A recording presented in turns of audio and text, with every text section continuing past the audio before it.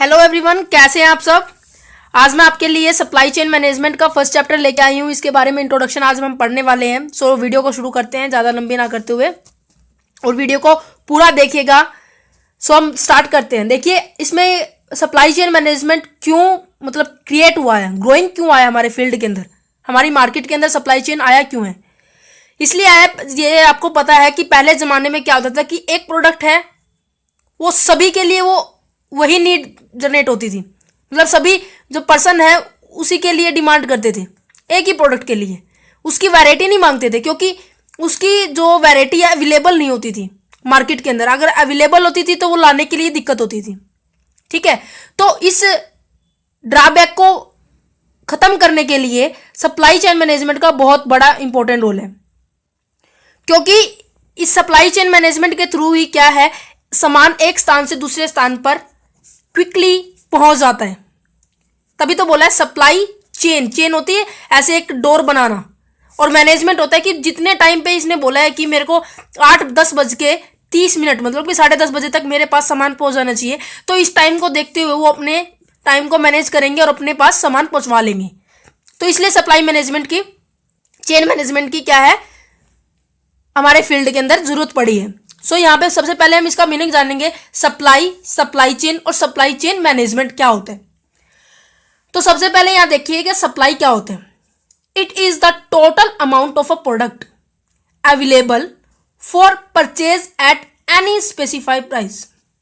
अभी तक आपको फिलहाल कुछ नहीं समझ में आया होगा, मैं आपको बताती हूँ क्या कहता है ये कहते हैं कि टोटल अमाउंट, किस चीज की प्रोडक्ट हमारे पास अवेलेबल होना चाहिए और एक स्पेसिफाइड प्राइस के ऊपर होना चाहिए, जो क्या है हम परचेज कर पाए।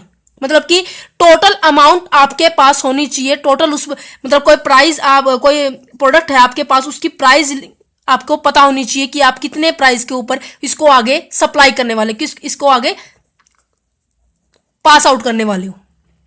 ठीक है, तो अदर वर्ड्स के अंदर बोला गया है, मैंने लिखा हुआ है कि टोटल क्वांटिटी, किसकी क्वांटिटी, गुड्स की। यहाँ पे गुड्स हमारे प्रोडक्ट भी आ सकते हैं, सर्विसेज भी आ सकती है। ठीक है, offered at a particular period of A time.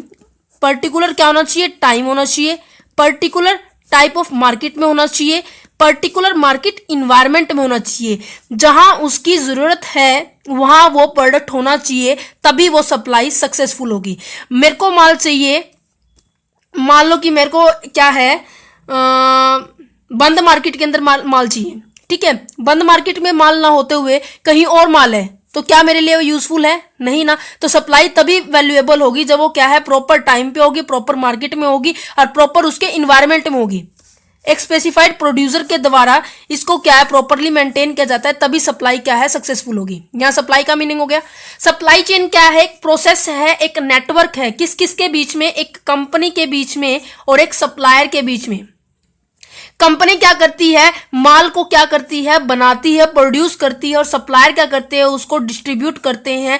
एक यहाँ पे कस्टमर, यहाँ पे क्या है, माल को प्रोड्यूस किया गया है, एट एंड में फाइनल कस्टमर की डिजायर को क्या है, फुलफिल किया जाता है। तो ये क्या है, कंपनी तो माल प्रोड्यूस करने में के लिए हेल्प करती है, और जो सप्लायर है फाइनल कस्टमर की नीड को कंप्लीट करने के लिए सप्लाई चेन क्या यूज किया जाता है। ठीक है, तो यहां देखो सप्लाई चेन मैनेजमेंट के बारे में देखते हैं कि क्या कहते हैं कि the flow and the transportation. Flow होना, ट्रांसपोर्टेशन होना, किसका होना, गुड्स का होना। कैसे, from raw material stage to the end user. Raw material हमने परचेज किया था, उसको फिनिश गुड्स के अंदर कन्वर्ट करना किसका काम होता है, मैन्युफैक्चरिंग का प्रोसेस होगा। काफी सारे बीच में आगे हम पढ़ने वाले हैं। तो पहले आप ये देखिएगा कि रॉ मटेरियल किस में कन्वर्ट होगी, है फिनिश गुड्स में कन्वर्ट होगी। और वो फिनिश गुड्स कौन यूज कर रहा है, हम जैसे कस्टमर यूज कर रहे हैं। जो हमारी डिजायर है, हमारी नीड है, हम जो डिमांड क्रिएट कर रहे हैं, वो जो है रॉ मटेरियल से कंप्लीट होती है हमारी। तो यहां देखिए, material plus information flow both up and down. Material हो चाहे इंफॉर्मेशन हो, दोनों क्या है, ऊपर से लेके नीचे की ओर दोनों तरफ ही फ्लो होती है।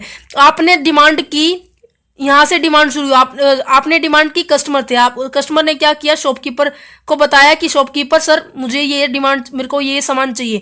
तो आपने क्या करोगे कि आप अपने रिटेलर को बोलोगे, वो सब होलसेलर को बोलेगा, वो अपने मैन्युफैक्चरर को बोलेगा, वो अपने रॉ मटेरियल प्रोड्यूस करने वाले में। ये क्या है, फ्लो ऊपर से नीचे और जा रहा है। और जब वो सामान बना के वापस देगा तो क्या है, इस तरह से वापस आएगा वो, राइट। तो क्या है, ऐसे सप्लाई चेन चलती है। ये हो गया हमारा सप्लाई चेन मैनेजमेंट के बारे में। आगे लेके आई हूं, बहुत ही आसान है।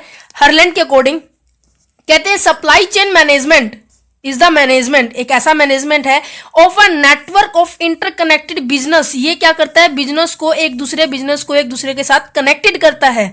तभी तो जरूरी नहीं है कि सारा सामान एक, मान लो कि मुझे मोटर व्हीकल बनानी है, तो मोटर व्हीकल का सारे पार्ट, सारे स्पेयर जो पार्ट होते हैं, स्पेयर पार्ट होते हैं छोटे छोटे पार्ट, कहीं किसी को जो टायर होते हैं वो अलग क्वालिटी के यूज करते हैं, जो उनकी सीट बेल्ट होती है वो अलग है, सीट अलग है, जो उनके हर एक टाइप के जो क्या है अलग अलग वैरायटी की होती है। जरूरी नहीं होता कि हर एक कंपनी, सारी कंपनियां सभी तरह की वैरायटी बनाती हो। तो ये कहते हैं अब सारी बिजनेस को क्या करते हैं, इंटरकनेक्ट करता है।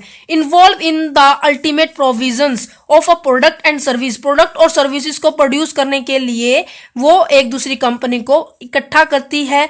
Package required by the end customer की जो रिक्वायरमेंट है उसको फुलफिलमेंट करने के लिए टेम्परेरी, अल्टीमेट होता है, अल्टीमेट टेम्परेरी प्रोविजन बनाती है। क्लियर दिस पॉइंट, मतलब कि कस्टमर की डिजायर को कंप्लीट करने के लिए ना किसी भी 2 बिजनेसमैन को या 3 बिजनेसमैन को इकट्ठा होकर वो डिमांड पूरी करनी पड़ती है, तभी उनका माल क्या है मार्केट में टॉप में चलेगा।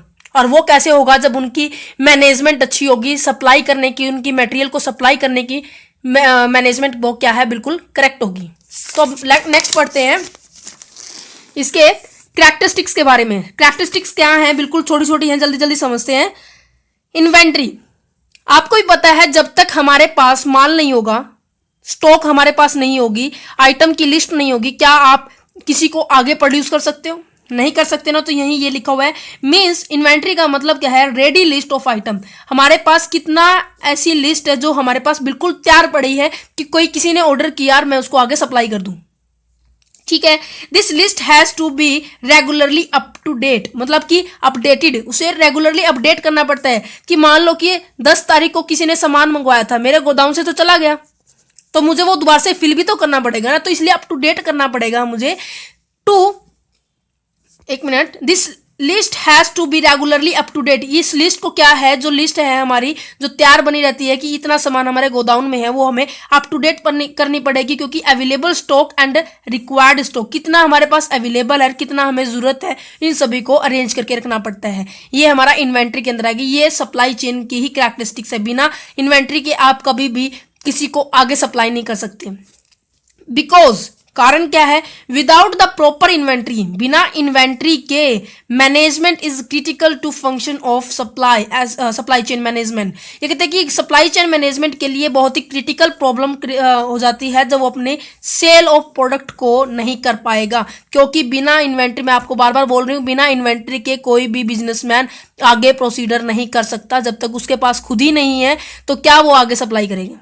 तो क्या है, प्रॉपर होनी चाहिए ना, सफिशिएंट होनी चाहिए ना, जिससे क्या है अपने फाइनल कस्टमर की नीड को कंप्लीट कर सके। तभी उसकी डिमांड ज्यादा होगी, तभी उसका सामान ज्यादा बिकेगा, ठीक है। तो लेवल ऑफ इन्वेंट्री सफिशिएंट होना चाहिए, कम नहीं रहना चाहिए।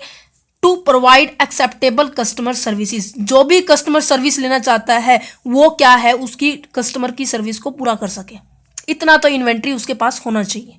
मिनिमम स्टॉक लेवल जिसे हम बोलते हैं, हम अकाउंट के अंदर भी पढ़ते हैं, ठीक है।